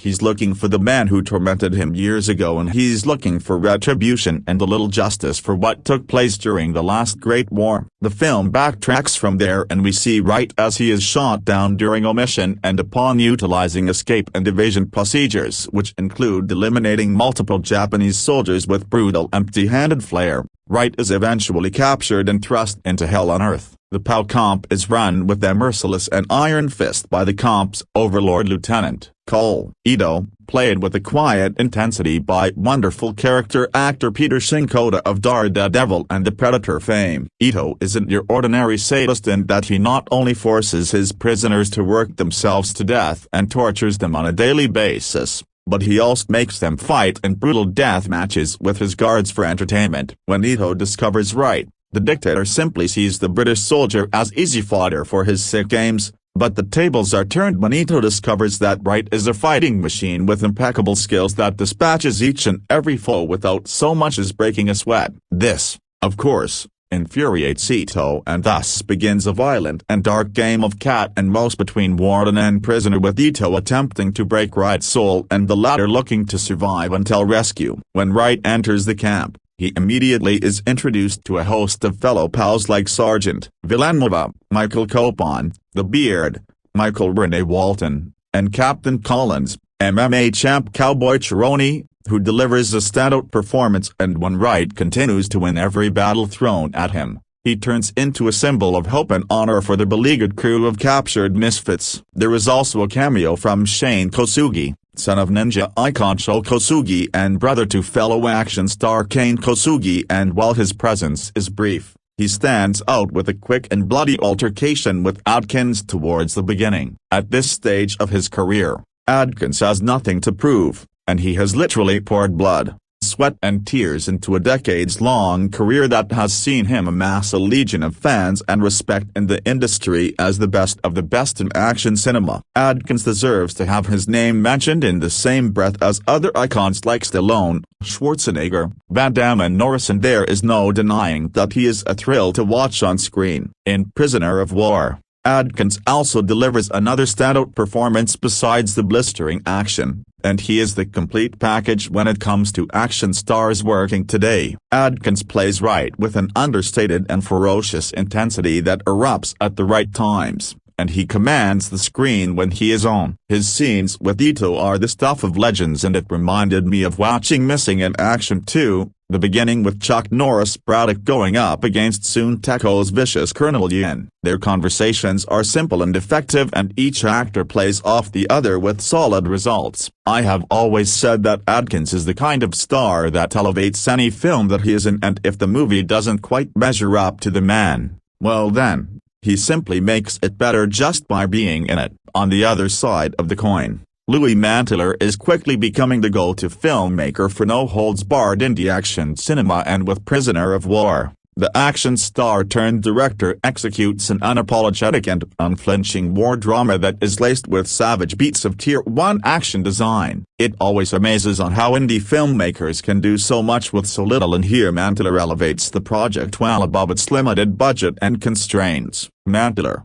having starred in so many action films and TV series in the past, knows how to capture the story and the ferocious action, packaging everything tightly into a powder keg of a movie. Now with it already stated that Adkins' dramatic chops have reached a new level of respect, it will always be the gravity-defying and jaw-hitting-the-floor action design of his movies that he will be known for. With Prisoner of War, Adkins showcases why he is tier 1 in this game, and this time around, Adkins executes his most stripped-down and barbaric fighting sequences to date. The film starts off with a barrage of fisticuffs culminating in bladed warfare, and it continues to excel from there with each and every throwdown where Wright is matched with the most dangerous fighters that Ito can throw at him. The film's action designer and stunt coordinator Stephen Rennie has crafted superb and riveting altercations that look to tell a story. And the standouts are a 2-on-1 affair with Atkins deploying his arsenal of his best moves and a nail-biting sequence where Wright is tortured to an inch of his life but then proceeds to turn the tables on his captors, and while utilizing some flashy stick work in the process. Each battle is stripped down,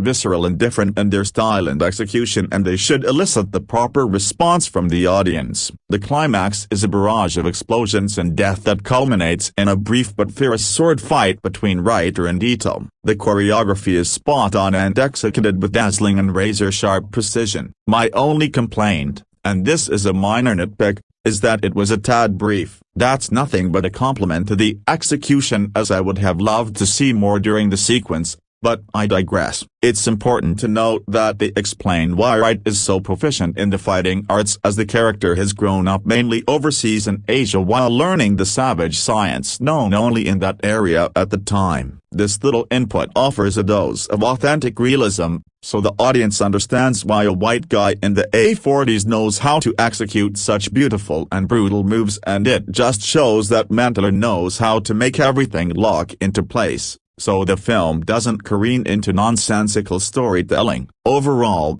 Prisoner of War is pure, unfiltered and savage Scott Adkins at his bruising best. He continues to show audiences that he is much more than just an action icon, and with this entry, he puts out his most dramatic effort to date. This is a different kind of war film that strips back the layers on the plight of the POW while delivering a barrage of brutality and epic action design in the process. Combining a WW2 thriller with a Bloodsport-style subtext was a stroke of genius, and it elicits the proper reaction while viewing. Adkins and Mantler are an all-star team when it comes to making indie action at its most raw, and fans of the genre will more than get their feel from what this one has to offer. Verdict: 4.5 out of 5 stars. Prisoner of War is prime Scott Adkins at his hard-hitting, masterclass best, an unquestionable contender for Best Action Film of 2025. Prisoner of War will be in theaters on digital September 19th.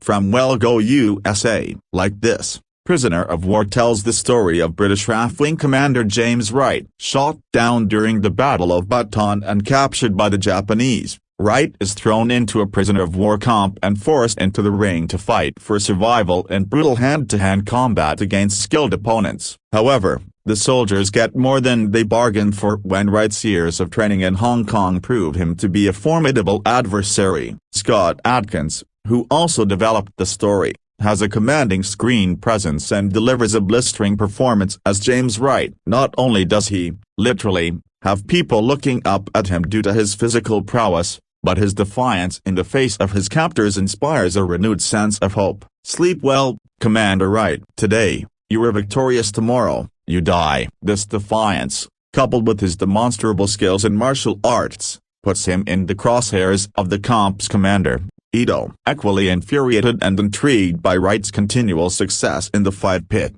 Ito sets in motion a chain of events that will ultimately define both men's history. Shinkoda gives a compelling and layered turn as Ito, torn between his duty and his sadistic obsession with trying to break Wright, he becomes increasingly unhinged as tensions rise inside and outside the camp. The film's central plot certainly does not reinvent the wheel. Beyond the central protagonist and antagonist, the characterization is a little sketchy, and its story of survival and escape is recognizable to anyone familiar with the genre, drawing upon elements from war classics as diverse as The Great Escape and The Deer Hunter. What elevates this film above the well-worn tropes, however, is the way that action is used to enhance the story. It has been said that a picture is worth 1,000 words. Here, they let the fists do the talking, and a one-inch punch can write a magnum opus. The fight scenes are an absolute knockout, expertly choreographed. Each round of combat reveals more about Wright's character. Unlike many Hollywood movies, where action can be over-edited to within an inch of its life, Director Matt Lawyer allows the fight scenes room to breathe. He uses long, wide shots and minimal cuts to emphasize the brutality, but also showcase his actors. The audience can tell the actors are performing these stunts, which helps build respect and connection to the characters. That investment certainly pays off in the final act, when Wright and Ito finally draw swords against each other. War, what is it good for? Absolutely nothing. Words famously sung by Edwin Starr. And yet, many would argue that war has certainly been good for making movies. A film that delivers brutality and entertainment in equal measure, Prisoner of War is also a testament to the strength and honor of the men who fought in those conflicts. Prisoner of War will be available on digital download from October 6 and a DVD and Blu-ray release on November 10. Scott Adkins at the top of his game. The backdrop of World War II, a good old underground tournament plot, the sharp direction of Louis Manteler, all are the four major components of Prisoner of War, an action-packed and dramatically powerful martial arts war movie hybrid with all the bells and whistles of both. Prisoner of War is also the rare VOD action film whose low budget is a genuine asset, enhancing the stakes and claustrophobia of its POW comp setting to make the action and escape feel even grander as a result. Trailer cast Scott Adkins leads Prisoner of War as hotshot British pilot James Wright, with Peter Shinkoda taking on the villainous role of Lieutenant Cole Ito, and Michael Copon portraying American soldier Villanueva. MMA champ Donald Cowboy Cerrone also appears as Captain Collins, with Gabbi Garcia portraying sympathetic Nurse Teresa along with Michael Renee Walden appearing as the Beard and Gary Cairns portraying Jonesy. Additionally, Shane Kosugi also appears in the role of Hirano with Masanori Himimoto adding another antagonist to the movie in the role of Captain Endo. Plot: in 1942, at the peak of World War II, British aerial commander James Wright finds himself shot down during the Battle of Bataan,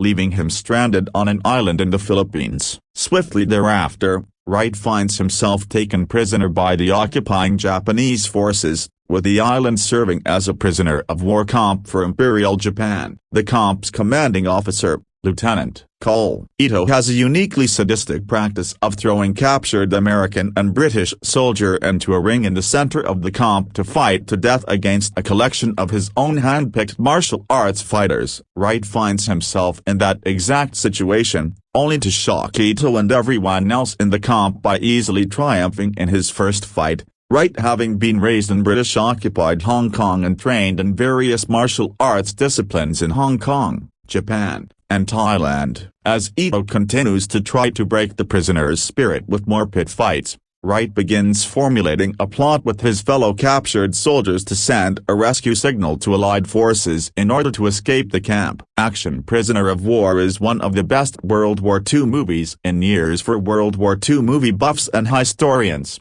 Prisoner of War is just as much of a 2025 cinematic highlight as it is for martial arts fans. With the war unfolding in the world around the island, Prisoner of War captures the soul and vibrancy of a World War II-era tale with the sense of camaraderie and brotherhood that Wright and his fellow POWs bond through. By virtue of being a low-budget movie of the DTV streaming realm, Prisoner of War also embraces the minimalism of its setting in a manner that elevates its tale greatly. Nearly the entire movie takes place within the roughly 1,000-foot radius of the island's POW camp, the death ring in its center, and the immediately surrounding area. Save for a combined 15 minutes or so in the movie's opening and ending scenes, Prisoner of War never ventures outside of the POW camp, and while this surely is a budgetary necessity, it works greatly for the story by enhancing the sense of isolation and imprisonment Wright and his brethren are going through. With Prisoner of War taking the single-location action movie template and applying it to a World War II story of American and British POWs,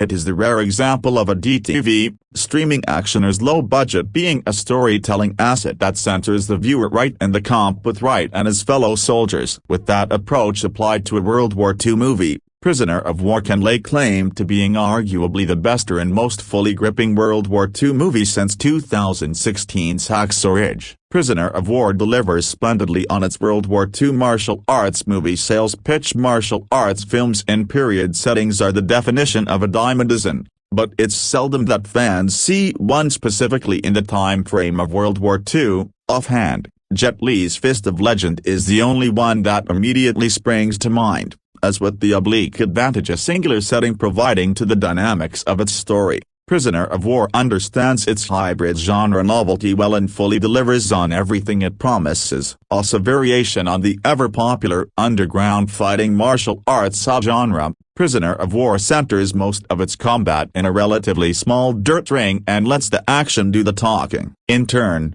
the fact that martial arts were far less mainstream in Western culture at the time really elevates the feeling of true danger of Wright's compatriots being tossed into an arena against opponents with fighting skills completely alien to them, and the shock of Wright as a Westerner who has partaken in that very training and can match everything his opponents throw at him. Wright's hero-villain dynamic with Peter Shinkoda's Ito is also heightened from that reveal, Ito coming to view Wright as both a true threat to his control over the comp and an opponent fully worthy of his respect. Scott Adkins is sharper than even Prisoner of War. Scott Adkins, of course, was born for the kind of high-kicking action that Prisoner of War is built upon, which will make the movie a true 2025 highlight for action fans. There's somewhat of an MMA quality to the ring fights with the blend of styles Wright brings from his eclectic training background, with plenty of flashy Adkins patented kicks combined with distinctly Japanese-derived techniques in the action. Wright's first ring fight sets the stakes perfectly. Wright shoved into the ring to face a ruthless tattooed Kurtka who just slew several other POWs moments before, only for Wright to stun one and all with his own commensurate skill set. Wright's 3-on-1 follow-up match also really brings the flash and the power along with the martial arts diversity of Scott's swift kicks and strikes punctuated by a textbook jiu-jitsu submission. The finale of Prisoner of War throws some surprises into the mix. The final showdown of Prisoner of War also brings plenty of wartime stakes and martial arts power to the escape plan hatched by Wright and his American compatriot Villanueva. The sense of Western and Eastern warrior honor shared by Wright and Ito culminates in a katana duel with all the slashing and chopping finesse of Scott's ninja movies, though admittedly not the true climax of combat of Prisoner of War. That distinction goes to the 1950 framing story that bookends the film, which itself delivers two phenomenal fight sequences in a dojo setting, the context of which adds crucial elements of honor and finality that is only fully appreciated with the POW tale and set between them. Summary: Prisoner of War is a joining of two opposites in a complementary yin-yang package. As a World War II movie, the singular setting of Prisoner of War makes the scale of the conflict in the comp a microcosm of the larger war, with the stakes heightened by the movie's low budget keeping it grounded and thus fully centered in a more individualized corner of the war. As a martial arts film, Prisoner of War takes the underground tournament to the death concept and utilizes it for all the bountiful mileage it has, delivering fantastic martial arts fights that blend styles while highlighting the warrior purity embodied by the dedicated training of Wright, Ito, and the movie's other fighters. Combine both sides into one, Prisoner of War is a true Allied victory as a World War II martial arts epic and another feather in the cap of the Scott Adkins-Louis Mantler duo. Trivia: Alvin Singh served as fight choreographer and Peter Shinkoda's stunt double. Some of Alvin's other credits as stunt performer and fight choreographer include Unlucky Stars, Daredevil Season 2, Iron Fist Season 2, The Defenders, John Wick, Chapter 2, The Mandalorian, XXX, Return of Xander Cage, and Bullet Train. Scott Adkins wrote the story for Prisoner of War, which was originally titled Empty Hand, the English translation of Karate. The movie was later titled Death March, before finally being titled Prisoner of War. Prisoner of War premiered on August 22, 2025 at the 3rd Annual Big Bad Film Festival, a showcase action movies and shorts held in Glendale, California. Scott Adkins ripped his hamstring while filming the first fight in the movie, requiring some of the fight choreography and schedule of filming the movie's fight scenes to be somewhat adjusted. Scott Adkins previously worked with Shane Kosugi's brother, Kane Kosugi, on 2013's Ninja 2, Shadow of a Tire. Scott Adkins and Louis Mantler previously appeared together in The Debt Collector and Debt Collectors, and will also be seen in Liam O'Donnell's Skyline, Warpath. Scott Adkins released the 50th episode of his YouTube series The Art of Action for the release of Prisoner of War. with the episode featuring Scott and director Louis Manteler discussing the making of the film. You can see the 50th episode of The Art of Action linked below. Favorite quotes: you've already revealed who trained you. Your technique A most forbidden. A. Lieutenant Cole Ito, after seeing Wright's first victory in the pit. I'll keep fighting, and you can keep lining up your men. Eventually, you'll just run out of warriors. A. Wright to Ito. Film rating A 9/10. Prisoner of War is now playing in select theaters and is available on VOD platforms from Well Go USA. Are you excited for Prisoner of War? What are some of your favorite Scott Adkins movie? What are some of your favorite World War II movies? Let us know in the comments below. Like, share and join in the conversation on Facebook and follow us on Twitter, Instagram. And be sure to jump over KFK's University of Movie Reviews and exclusive interviews, including our numerous previous interviews with Scott Adkins. Grab your official KFK gear and subscribe for more action on YouTube, as well.